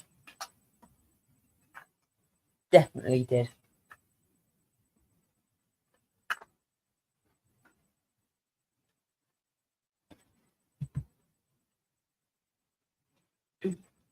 The SOE was formed on the 22nd of July 1940. Agents were recruited to perform espionage and commit acts of sabotage in occupied countries. There was approximately 13,000 active agents throughout the war. However, 117 of them never made it home. This monument is dedicated to them. The monument is topped with a bronze head of a woman.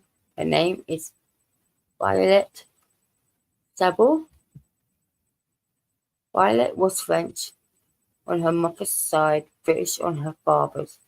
Although it is unclear why she opted to join the SOE, she believed in what they were doing. Her first mission was to assail Germany bombing target, which was successful. Sadly, on her second mission to sabotage German commission during the Normandy landings, she was captured. Violet was interrogated, tortured, and ultimately sent to Ravensbrück, a women's concentration.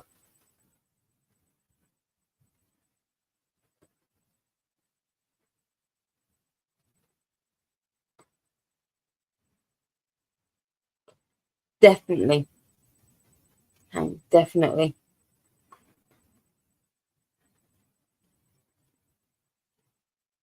It's just different obsessions, but still an obsession. Being tortured. There was to a women's concentration camp in Germany. There she was executed on or before February 5th, 1945. She was only 23 years old. On 17th of December 1946, she became the second woman to be awarded the George Cross, a bit posthumously.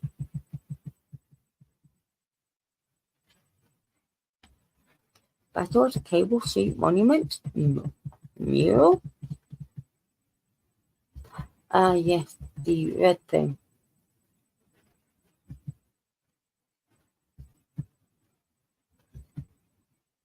Oswald Mosley, approximately 3,000 members of the British Union of Fascists, also called Black Shirts, fully intended to march through the streets of East London in full uniform on the 4th of October 1936.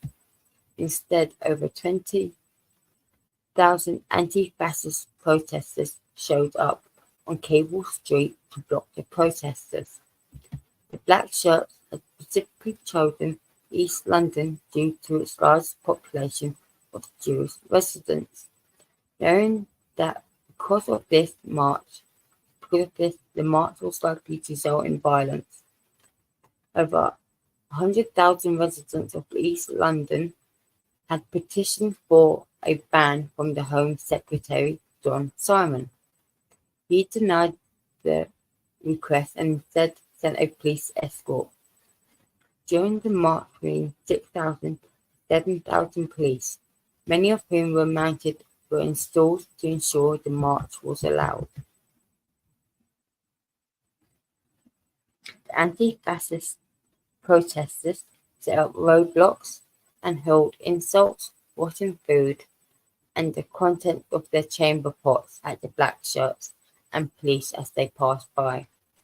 After several confrontations, mostly finally agreed to call off the march. Although no one was killed, around 175 people from both sides were injured.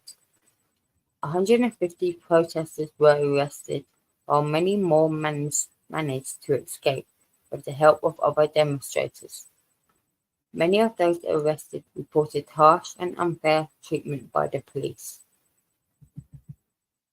The Battle of Cable Street remains an important moment in British politics and history.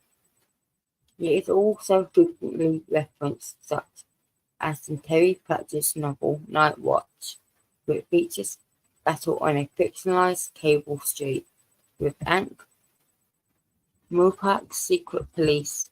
Today there is a small red commemorative plaque on the corner of Dock Street and Cable Street, and a rather intricate mural on St. George's Town Hall. Never learned about that. I've no memory of learning about the Battle of Cable Street Monument. Never heard of it. Wasn't taught it in school, if I remember correctly. Park Street plaque. What's that one now?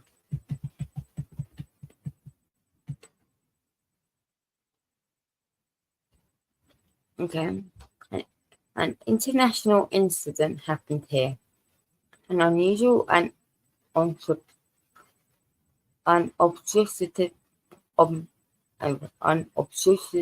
plaque on Park Street proclaims, if you weren't looking out for it, you might miss it.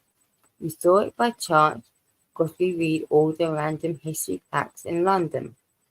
And we're so glad we did, because learning about this plaque was one of the most unique things we did in London.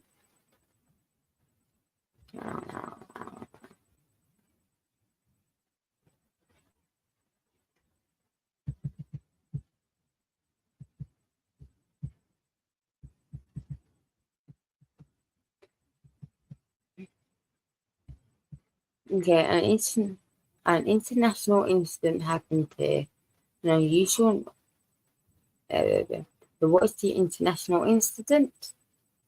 In 1850, Julius Jacob von Heinous, a cruel and ruthless Austrian general who had garnered the nickname the Austrian Butcher, among several others, such as General Hyena, was on holiday in London.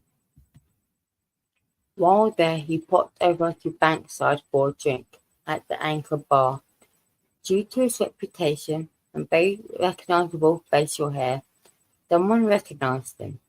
After signing the bar's visitor book, he was confirmed to be the butcher. A few of the bar's patrons began to heckle him, and he realized it was time to run. As he fled, several people followed him, and more joined along the way. Eventually, he was chased down and attacked in the middle of the street. Most of the mob hit or kicked him, ripping at his clothes. Someone threw scissors at him, apparently in an attempt to cut off his mustache, while others still threw dirt, rocks, and manure. Ooh. He did manage to escape and hid in a nearby house until police arrived to escort him away. The next day he left for Austria.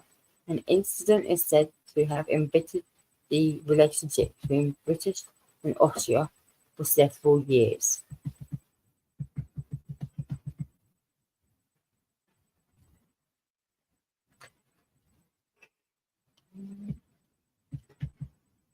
The Animals in War Memorial. This memorial just all the feels. I mean, if you don't care about animals, you won't get much out of it. And also, fuck you very much. But if you love animals, as everyone should, yep, you may find yourself getting a bit emotional. The Animals in War Memorial was unveiled in 2004, and it is in honor of all the animals who fought and died in wars throughout British history. Oh wow,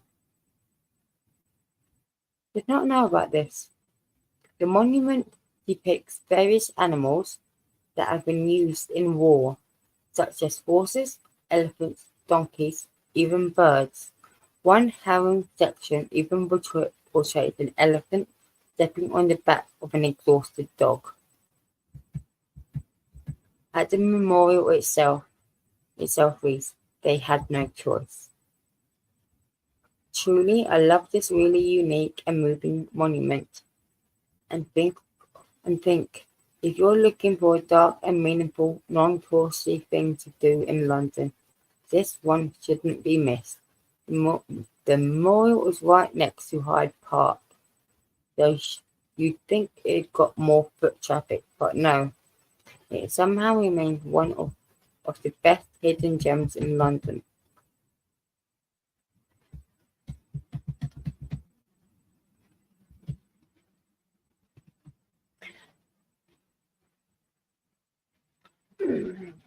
Should I read the rest?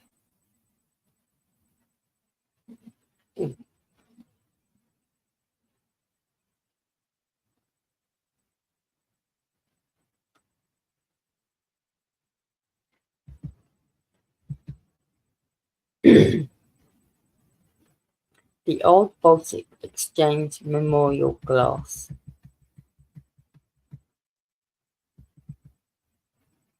On the 10th of April 1992, as Londoners went about their everyday lives, kaboom!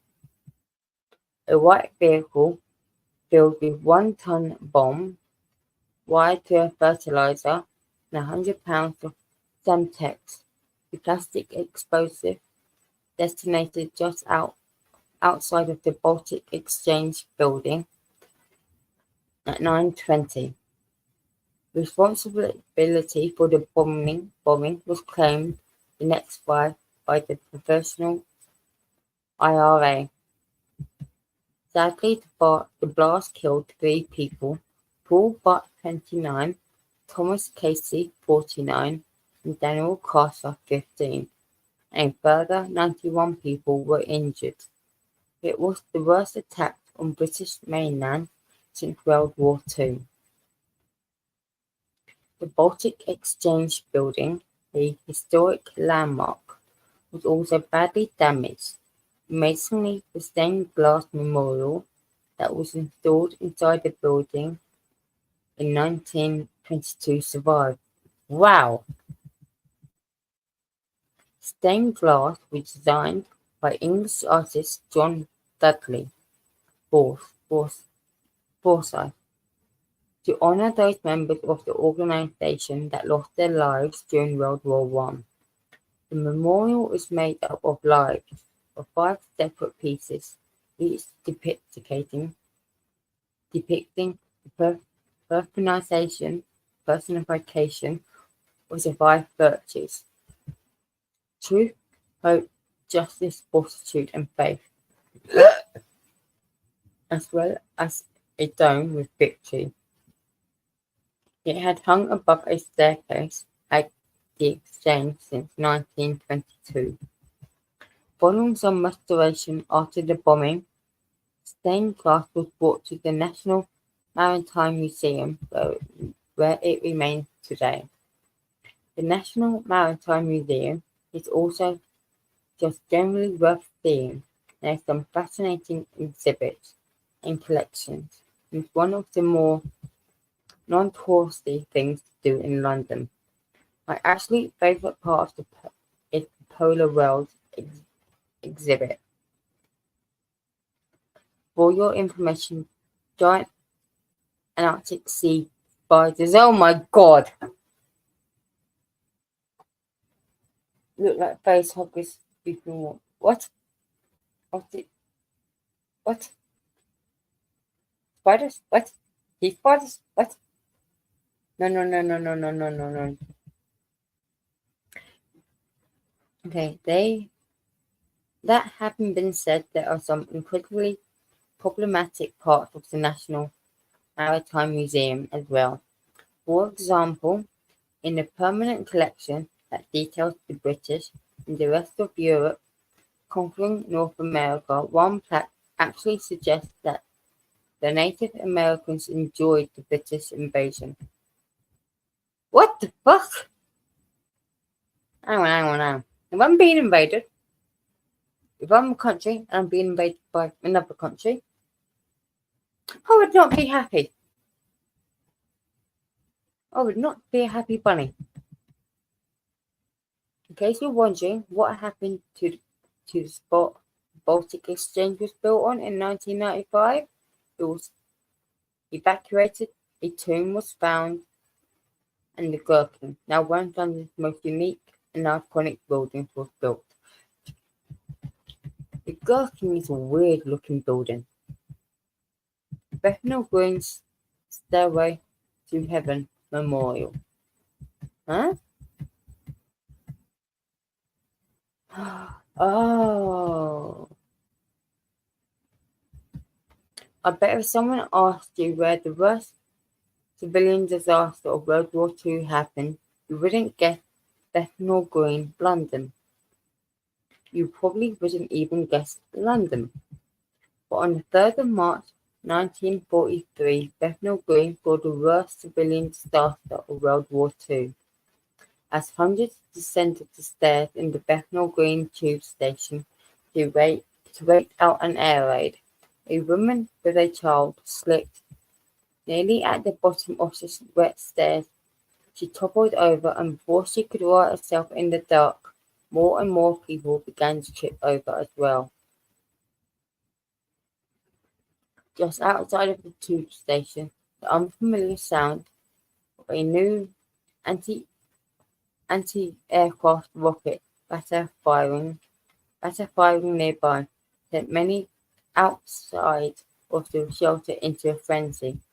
As people tried to clamber in a panic, nearly 300 people wound up piled on top of each other inside the stairwell, which measured around 4.5 meters by 3.4 meters, 15 foot by 11 foot. It took over 3 hours for a rescue services to finish pulling everyone out. In total, 173 people had died, 84 women, 62 children, and 27 men. Over 100 more were injured. The disaster went unpublicised until after the war, as the UK government believed it could feed into propaganda for the Axis powers. However, it wasn't until 2017, 43 years later, when the Bethnal Green Stairway to Heaven Memorial was erected to honour those who lost their lives. Since Bethnal Green rarely gets the love it deserves, this is one of many London hidden gems in the area.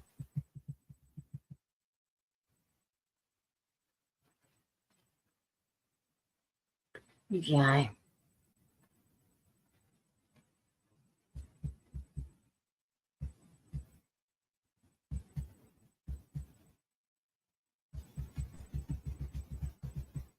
Creepy and quirky things to do in London. Marvel at dead things in jars. Okay, once I've read this bit, I'm gonna end for tonight. Okay. But first of all, back to cooking things in jars. I know it's super weird, but I'm absolutely fascinated by dead things in jars, or just generally by doing by the refuse of our bodies.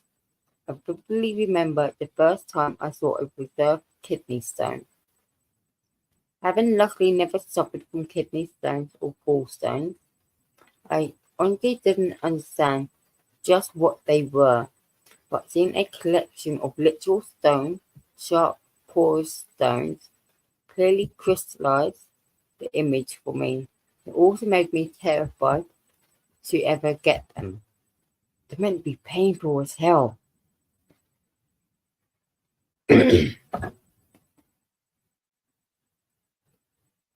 So being the creep I am, I appreciate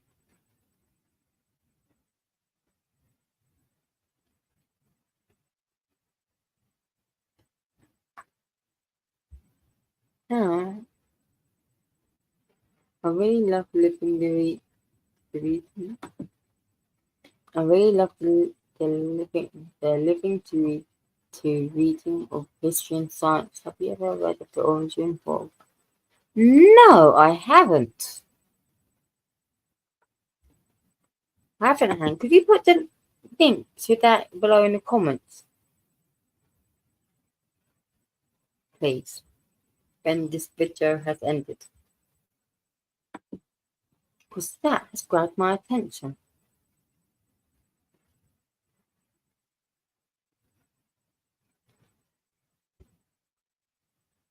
That was okay, Hank.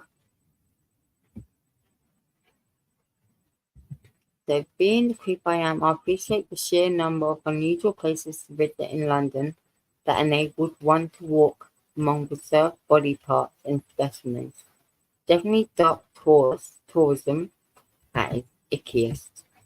Unfortunately, Jeremy is less keen, as you'll read about in 27. However, I did convince him to catch a talk in death masks at Bath Pathology Museum.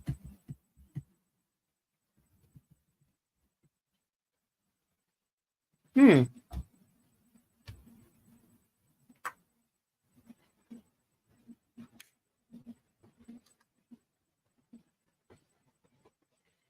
Please be aware that it's illegal to take close-up photos of human remains in the UK due to the Human Tissue Authority guidelines.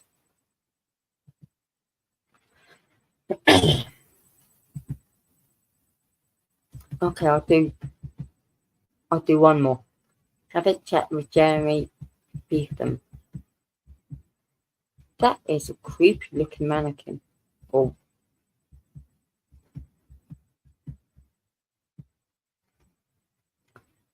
Jeremy Bentham was an English philosopher considered to be the founder of modern utilitarianism. Utilitarianism? Utilitarianism. Utilitarianism. I cannot talk. Okay. Upon his death, he requested that his body be dissected and then preserved as an auto icon. His hope was that his friends could rule him out for social events whenever they missed him. Since his death, his body has been kept on display at University College London. What?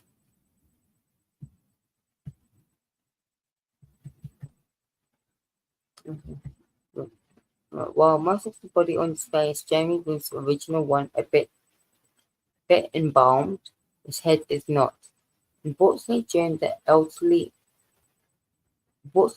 early years of being on display, his head was stolen by UCL students multiple times.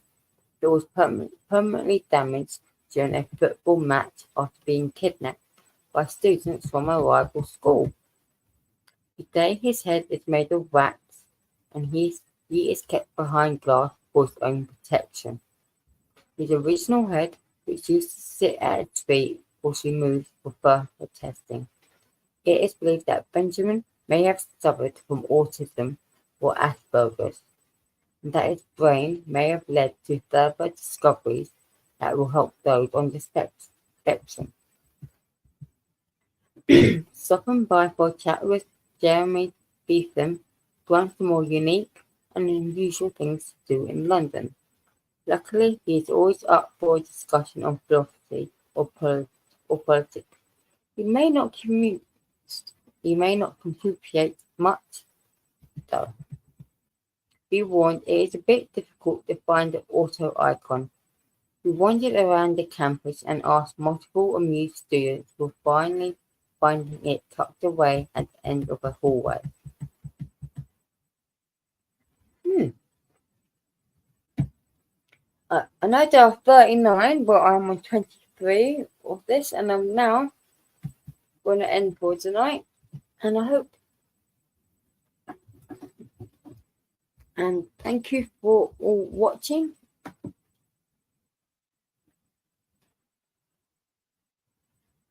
Okay, I'll do that. Thank you, Hank. And I better put that down a bit more. So, and lovely chatting to you, Hank, and anyone else who's popped by. I hope you enjoy watching, and I'll chat soon. Bye.